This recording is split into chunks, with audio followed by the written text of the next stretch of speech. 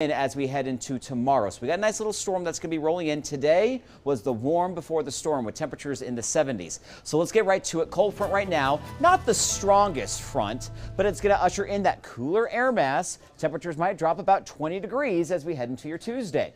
A little bit of rain right now, mainly north of Utah, but we are seeing those showers close to the Utah border. So this is what's going to be filling in overnight, especially after midnight here in Salt Lake, but areas like Cache Valley, Tremonton, maybe even Ogden and Bear Lake. A little bit of rain for your evening drive. Right now, nothing too heavy, just some light showers right now near the Idaho border.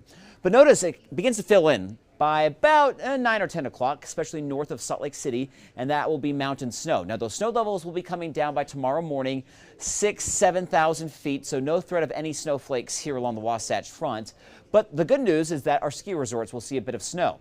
Now, we'll have rain for your morning commute, especially north of Salt Lake City, and then for the late morning commute, some of those showers begin to fill in here in the Salt Lake Valley, then eventually Utah County by the lunch hour. So rain tomorrow morning, and then it begins to taper off by the afternoon. I still think we'll have a few showers, especially Salt Lake South, and central Utah will get a little bit of that valley rain and mountain snow tomorrow afternoon and evening. Notice by 10 o'clock we are dry in northern Utah, but still a few showers from about Fillmore down to Cedar City. Don't think we're going to get a whole lot down in St. George. There might be a sprinkle, though, tomorrow night, and then eastern Utah kind of just misses out on the brunt of the storm. But again, a few sprinkles or maybe a few snowflakes in the mountains. Here's how much rain we're expecting. Notice Provo South, 1/10 of an inch or less. But if you are north of Utah County, we might get a 1/4 inch to a 1/2 inch of rain. And again, those snow levels will be coming down, and some of our mountain communities and portions of southwestern Wyoming might see a dusting to a couple inches. Not a lot really going to be sticking to those roadways. I don't think you have to really worry about that for your morning commute. Just wet roads, but some of our ski resorts could see about 3 to 8 inches of snow. So not a huge storm, but we'll take the moisture and the cooler temperatures so those ski resorts can at least start making more snow so we can open here in the next couple weeks.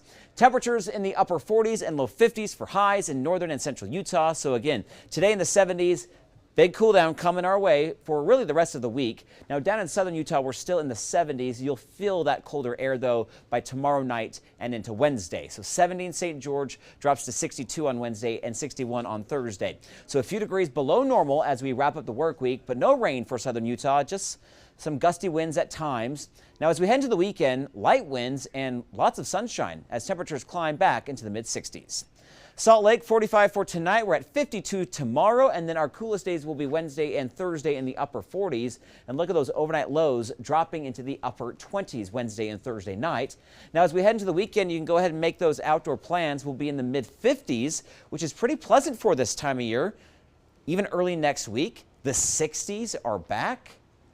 So enjoy our one storm for the next 7 days. 60s are back. Cool, dude. Wednesday night, we're thinking a little bit maybe Cherry Peak Beaver. They're going to get in the action. You were showing that northern Utah track, right? Yeah, I mean, this is for tomorrow. Tomorrow is when they're going to get it. They're going to get it tonight. Wednesday morning. Tonight and tomorrow, of course, cool. They're going to get lots of snow. Great. I think areas across far northern Utah will do the best. So maybe closer to, hopefully they'll get at least a 1/2 foot. That's which will good. Be great. Especially for some resorts that don't always get it in the early track. And, you know, Beaver Mountain doesn't make their own snow. Yep. So that they have to rely on natural snow. So this is good. We can hopefully get it going. We've got a couple of those in Utah that do that. That's right. It's not common. It's still early in the season. We were just so spoiled that we had so much snow in the month of November. We're like, okay, where's the snow? Where's the snow? This happens. It takes some time. All right. Well, we'll take our time. Thank you, Chase. Remember to download our 2 News weather app to know about the changes in your neighborhood. Get those updated forecasts, the live radar right on your phone. The app is free to download. Learning more about the 26-year-old truck driver involved in the terrifying crash you see here in Tooele. Man, the wreck injured 11 people, damaged 33 cars, and set the Tooele Motor Company dealership on fire. We actually just got some new video, too, from Tooele City Police. Just tossed a couple clips up on my Twitter. Tooele PD have not really identified the driver's identity, but goodness, some of the clips we got show that driver is on the sidewalk trying to avoid anybody he can, given the situation. Emma Riley joining us live tonight. Been covering the story since it happened. Emma, I remember seeing you the other day. You had the crash scene behind you. It's nice that that is not still the situation, but what are we learning today about the driver and where things have gone since this all happened in a couple days ago now?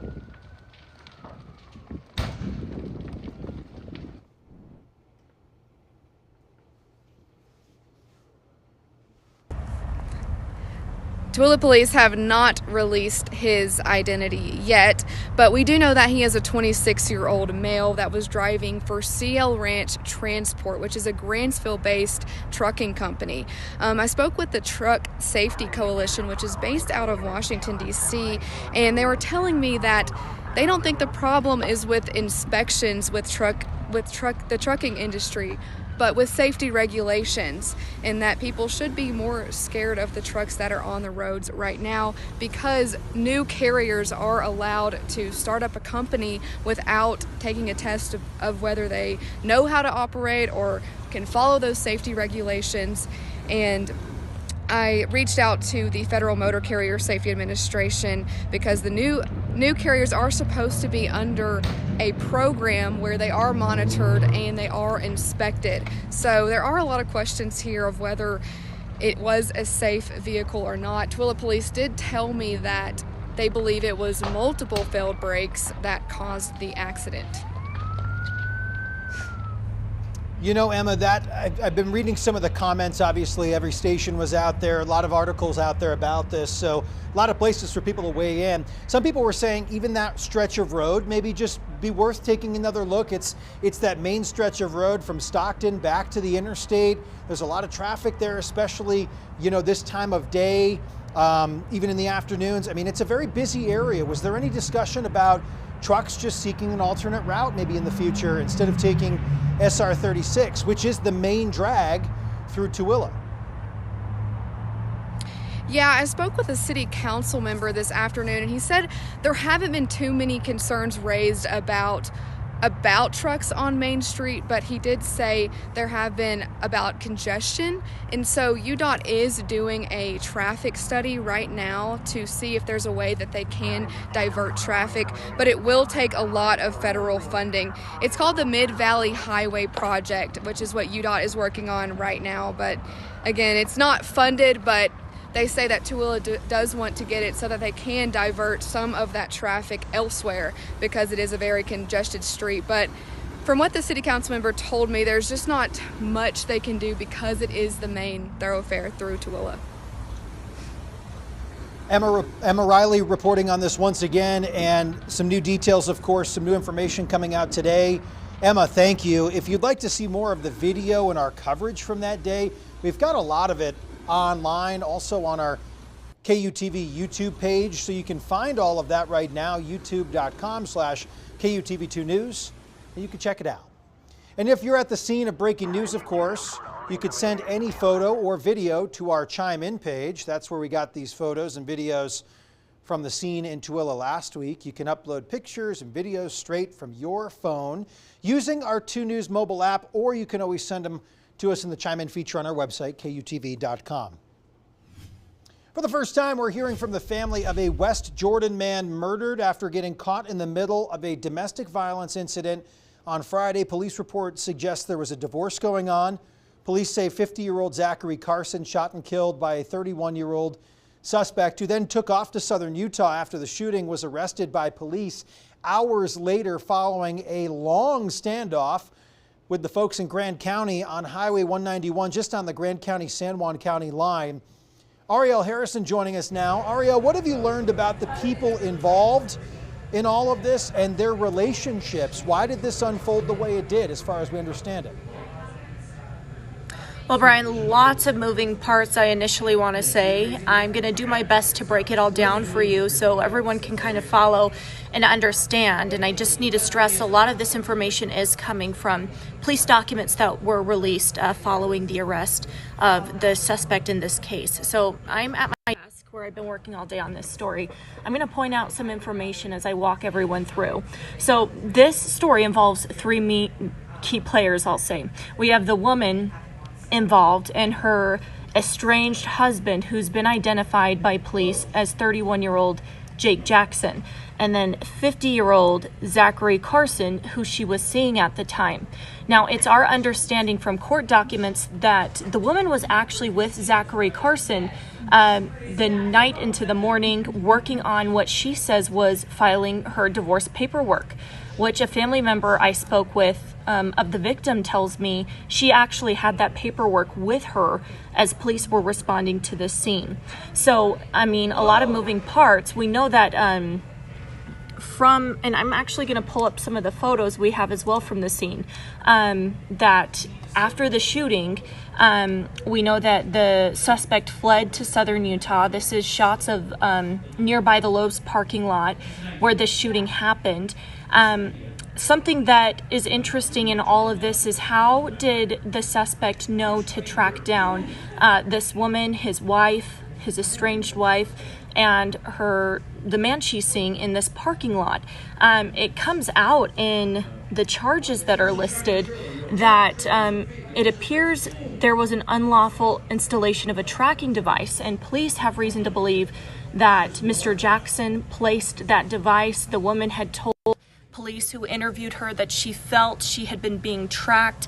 This is also unfortunate, obviously. She had sought help from this man she was seeing. She was in the process of filing for a divorce after a year of being estranged, separated from her husband. And then this all came to a head Friday morning when he knew that they would be likely returning to that parking lot, according to court documents, because there was a tracking device police believe had been placed on her vehicle where they'd left it in that parking lot. And so when he arrived at 2 a.m., police alleged that he could see the vehicle parked there by itself. Then when she was brought back to the parking lot is when he confronted the two, and then shots were fired at Carson. He was killed. The woman was able to get away, we're told threatened, while this man waved a gun at her, and called police and reported what had happened. So lots of, again, moving parts to this. I hope I didn't lose anybody, but if I did, we have this posted on our website too, where people can follow up. But Brian, just such a tragic story. This man who was helping this woman, as we understand it, was caught quite literally in the crossfire of this relationship. Ariel, you're right. I was reading the probable cause affidavit this weekend and thought the same thing. A lot to digest there. Thank you very much for the in-depth look. You can find it if you missed anything on our website, KUTV.com. So this is a frequent reminder here at KUTV2 News, because there are a lot of things that warrant this conversation. If you or someone you know is experiencing domestic violence, there are resources available. You can call the national hotline in the Utah Domestic Violence Coalition. If there, of course, is immediate danger, call 911. Happening tonight, Real Salt Lake back at home for the first round of the MLS Cup Playoff Series, taking on the Houston Dynamo. Game 2 of the best-of-3 series. Dynamo won Game 1 Saturday night, and if they win, we need a win. Yeah, you got to win, because you got to stay in this thing here. If RSL wins, of course, Game 3 will be coming up, scheduled for Saturday afternoon. Tonight's game at America First Field in Sandy, 7 o'clock. Chase, look outside right now. Is it 7 already? It is dark. It is dark. What is going on here? But you know what? Temperatures are going to be in the 50s. It's going to be cloudy and dry, so not bad for November here in Sandy. Happened in about 15 minutes. The Utah Jazz taking on the Bulls. Michael Jordan's no longer there, guys. Not as much to see here, okay? The game tips off 6 o'clock, K-Jazz Channel 14. The Jazz, of course, hoping to bounce back after a loss to the T-Wolves over the weekend. That's a good team, though. Just not gonna sugarcoat it here. Meanwhile, the Bulls are also coming off of a loss to the Nuggets, also a very good team, right? Highlights from the game later on tonight, 2 News at 10 o'clock. Just check them out. K-Jazz Channel 14. That's where you get most of the Jazz all season long. I say most because those nationally televised games, they take a little precedence. They kick us off at K-Jazz. But most of those games, K-Jazz Channel 14, the Jazz are back. And free, so no excuses. You got to watch. Yeah, I don't want to hear any complaints out there. Actually, you know what? If you are having issues finding K-Jazz, send us a message. We'll see if we can troubleshoot. I think a lot of people, depending on where you are, might have those questions. A lot of good resources on our website, KUTV.com as well. That's right. Thanks for watching 2 News Live. We've overstayed our welcome. We'll be back tomorrow at 5:30. Thanks for joining us for more of our in-depth conversations. Thank you to Ariel Harrison, Emma Riley, of course, you Emmy winner. Hey, let's send you off the right way. Congratulations on that. Hope for more to come here. What do you think? Maybe next year? I think so. A repeat? Back to back? Have a great night. We'll see you tomorrow.